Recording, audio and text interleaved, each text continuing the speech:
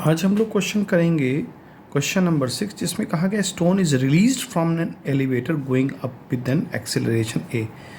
मान लीजिए कोई एक एलिवेटर है और वो एलिवेटर ऊपर की तरफ जा रहा है और वो भी ए एक्सेलरेशन से जा रहा है। यहाँ पर पूछ रहा है कि अगर उस एलिवेटर से एक कोई स्टोन ड्रॉप किया जाए, acceleration stone after the release.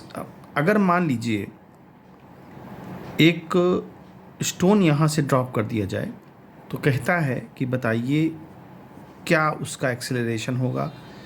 ए होगा अपवर्ड, जी माइनस अपवर्ड, जी माइनस ए डाउनवर्ड या जी डाउनवर्ड। देखिए ध्यान समझिए, बहुत ही आसान क्वेश्चन है। जब भी कोई चीज़ रिलीज़ होती है, मैं दूसरा पेन देख लेता हूँ। जब भी कोई चीज़ रिलीज़ होती है किसी भी बॉडी से, मान लीजिए ये एलिवेटर है या कुछ भी होता है या लिफ्ट होता है या कुछ भी, मान लीजिए यहाँ से कोई भी चीज़ अगर रिलीज़ होती है तो कुछ देर पहले वो इनर्शिया की वजह से उस डायरेक्शन में चलेगी जिस डायरेक्शन में इसका मोशन है, ठीक है। लेकिन कुछ देर बाद फिर उसका जो रिटार्डेशन हो जाएगा और वो बॉडी जो है फिर से नीचे की तरफ आ जाएगी। लेकिन ध्यान देने वाली बात यह है कि जैसे ही यहाँ से देखिए, ये एलिवेटर तो ए एक्सेलरेशन से ऊपर जा रहा था, ग्रेविटी नीचे की तरफ काम कर रही थी।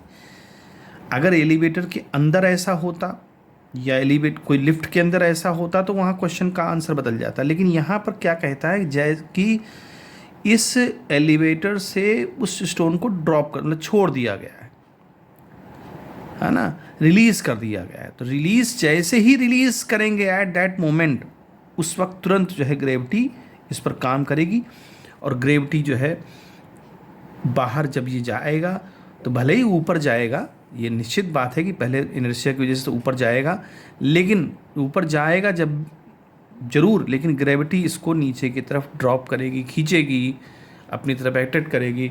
तो यहाँ जो आंसर है वो जी डाउनवर्ड होगा, जो कि इस पार्टिकल के इस स्टोन के निकलते ही समय लगने लगे जाएगा और पूरे टाइम लगेगा। तो इस तरह से इस क्वेश्चन को सॉल्व करेंगे।